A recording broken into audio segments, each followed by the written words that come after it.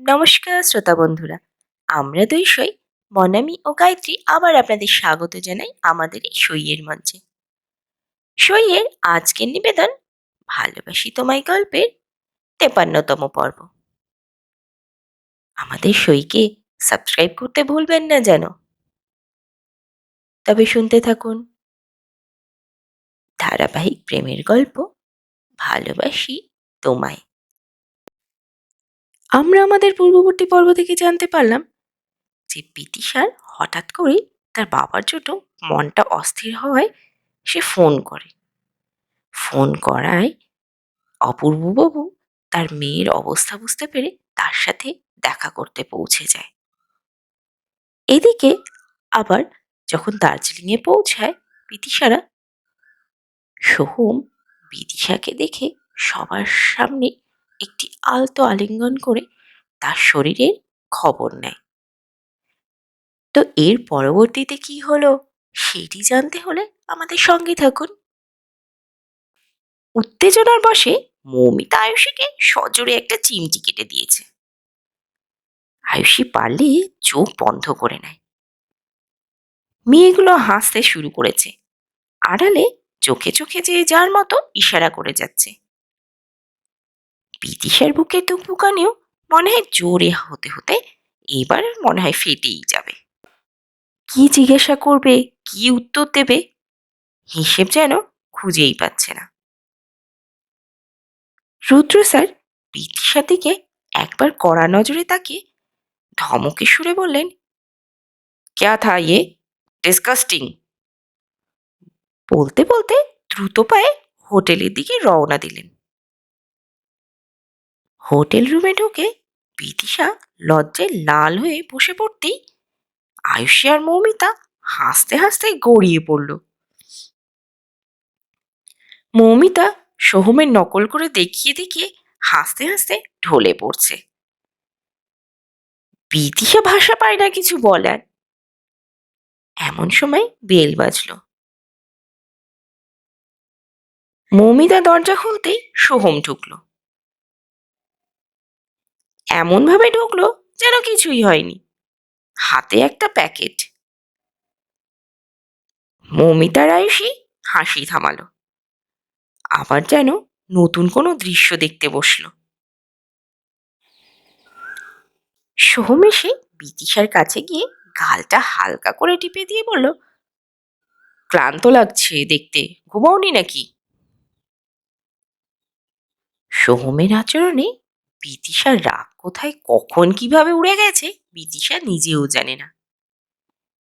ধীর গলায় বলল, তাই নাকি? তেমন কিছু নয় তো। সোহম আজ অদ্ভুতভাবে উচ্ছ্বসিত। আয়ুষীকে ডেকে বলল, ম্যাডাম কেঁদেছে নাকি আমার কাঁদুনি রানী? কাঁদুনি রানী শুনতেই মৌমিতা আবার হাসতে হাসতে গড়িয়ে পড়ল। বিদিশা রেগে গিয়ে সোহমের বুকে ঘুষি মারতে গেলে সোহম সবার সামনেই এক হাত জাপটে ধরে আবার কপালে একটা চুমু খেয়ে গালটা টিপে দিয়ে বললে, আই লাভ ইউ। বিদিশার হাত পা ছোড়ার চেষ্টা করতে থাকে। সোহম প্যাকেটটা বিদিশার হাতে দিয়ে বলে, দেখো তো পছন্দ হয়েছে কিনা, কাল কিনলাম এখানে এসেই। সোহমের কথা শোনা মাত্র মৌমিতা হাত থেকে ছিনিয়ে নিয়ে বলল, এই দেখি দেখি কি আছে। সোহম এবার বিদিশাকে ছেড়ে দিয়ে নিজের মাথার চুল দেখিয়ে বলল, এই শ্যাম্পু এনেছো, দাও না, দেখো না চুলের কি অবস্থা। বিদিশা তড়িঘড়ি বের করে দিতেই সোহম শ্যাম্পু নিয়ে দ্রুত পায়ে বেরিয়ে যায়। বলতে বলতে যায়, আর ঘন্টাখানেক, চিফ গেস্ট কিন্তু চলে আসবে, দেরি করো না তোমরা। বিদিশাদের রুম থেকে বেরিয়ে নিজের রুমে ঢুকতে যাবে, রুদ্র স্যারের ফোন। সোহমের ঠোঁটের কোণায় একটা না পরোয়া করা হাসি যেন ফুটে উঠল। ফোনটা তুলতেই রুদ্র স্যার সোহমকে বলল, আমার রুমে আসো। সোহম যেন জানতই রুদ্র স্যার ডেকে পাঠাবে। দরজায় নক করে ঢুকল সোহম। দীর্ঘ ৮-৯ বছর ধরে সোহম এই ইনস্টিটিউটে আছে। রুদ্র স্যার ভাইয়া হয়েছে অনেক আগে। খুব কাছের সম্পর্ক না হলেও সম্পর্ক খুব দূরেরও ছিল না। কিন্তু এই দীর্ঘ ৮ বছরে একবারও দেখেনি রুদ্র স্যার সিগারেট খেয়েছে সোহমের সামনে। আজ ঘরময় ধোঁয়াতে ভর্তি। সোহম ঢুকলেই বুঝতে পারে মাথার ওপর বাজ ভেঙে পড়ার আগের মুহূর্ত। সোহম খুব স্বাভাবিকভাবে রুদ্র স্যারকে জিজ্ঞাসা করে, কি হলো ভাইয়া, ডাকলে যে? রুদ্র স্যারের হাত কেমন যেন একটু কাঁপছে। চোয়ালটা শক্ত হওয়াতে মুখটার মধ্যে অদ্ভুত এক নিষ্ঠুরতা ফুটে উঠেছে যেন। সোহম আবার জিজ্ঞাসা করল, রুদ্র ভাইয়া সময় নেই, বলুন কি বলবেন, রেডি হতে হবে। রুদ্র স্যার গম্ভীর গলায় বলল, কাজটা তুই ঠিক করলি? কোন কাজ? না জানার ভান করে আছিস? বিদেশের সাথে ওটা কি করলি তুই? কেন, কি করলাম? তুই একজন লেডিস ফ্যাকাল্টির সাথে ওরকম করলি? তুই হয়তো ভুলে গেছিস তুই এখানকার মালিক না, তুই চাকরি করিস, যা খুশি তাই করতে পারিস না। সোহম হেসে উঠল। সোফায় বসতে বসতে বলল, বিদিশা আমার কাছে কোনো লেডিস ফ্যাকাল্টি না, ও আমার প্রেমিকা। কেন, এটি আপনি জানেন না? একটু আঁতকে ওঠে যেন রুদ্র স্যার, বলেন, কি বলছিস তুই? কবে হলো এসব? সোহম আবার হেসে উঠল। কেন, আপনি কিছুই জানেন না? না, ইনস্টিটিউটের প্রত্যেকে জানে। এমনকি সেলিব্রেশন করতে সবাই রীতিমতো কবজি ডুবিয়েও খেয়েছে। আপনি জানেন না বলছেন? রুদ্র স্যার চুপ করে যায়। সোহম বলতে থাকে, আমি খুব ভালো করে জানি, আপনি থাকুন বা না থাকুন, ইনস্টিটিউট থেকে সব খবর আপনি পান। আপনার মোবাইল থেকে সিসিটিভি ফুটেজ আপনি দেখতে পান। সত্যি করে বলুন তো, আপনি কিছুই দেখেননি? আমি আর বিতিশা যখন একসাথে থাকি আমরা যথেষ্ট কাছাকাছি থাকি। আপনি কি সত্যি কিছুই দেখেননি? প্রবাল ছাড়া একজনও এমন নেই যে কথা চেপে রাখে পেটে। আর আপনি বলছেন আপনি কিছুই জানেন না। এই যে মাস দেড়েক আপনি যে আমাকে দৌড় করালেন, সত্যি বলুন, বিতিশার থেকে দূরে রাখার জন্য করেননি? আমার জীবনের কত গুরুত্বপূর্ণ সময় ছিল এটা। আমার ছাত্রদের এই সময় আমার কতটা দরকার ছিল তা আপনি নিজে খুব ভালো করেই জানতেন। তবু আমাকে দিয়ে সমস্ত কিছু করালেন। দেখুন রুদ্র ভাইয়া, আমার ইচ্ছে হলে আমি প্রথম দিনই আপনাকে বলতে পারতাম। তবে আমি আপনার মনের কথা জানার জন্য চুপ করেছিলাম। আপনি কি ভাবেন আমি কোনো খবর রাখি না? আপনি কিভাবে বিতিশার কাছে যাওয়ার চেষ্টা করছেন, প্রতিটি খবর আমার কানে এসেছে। আমার যদি সম্ভব হয় না রুদ্র ভাইয়া, বিদিশার আমার মাঝে হাওয়াও ঢুকতে দেব না। আপনি তো পুরো একটা মানুষ, তাই দূরে থাকবেন বিদিশার দিক থেকে। দেরি হয়ে যাচ্ছে, আমি রেডি হইনি, বলে পা বাড়ালো সোহম। রুদ্র স্যার একটাও কথা বললেন না, কোনো প্রত্যুত্তরও দিলেন না, শুধু কটমট করে তাকিয়ে রইল সোহমের দিকে এক দৃষ্টে। মনের ভাষায় সেদিন সময় হবে, এর শোধ তুলে নেব, সুদে আসলে। ড্রেসটা দিয়ে বেরিয়ে যাওয়ার পর মৌমিতা প্যাকেট থেকে খুলে হাঁ করে তাকিয়ে রইল। বাপরে, কি দারুণ! পছন্দ আছে বলতে হবে। আয়ুষী এক ঝলক দেখে মৌমিতার হাত থেকে নিয়ে পিতিসার হাতে দিয়ে তাড়া দেয়, সবাইকে বলে, এসব কথা পরে হবে, তাড়াতাড়ি রেডি হয়ে নাও সবাই।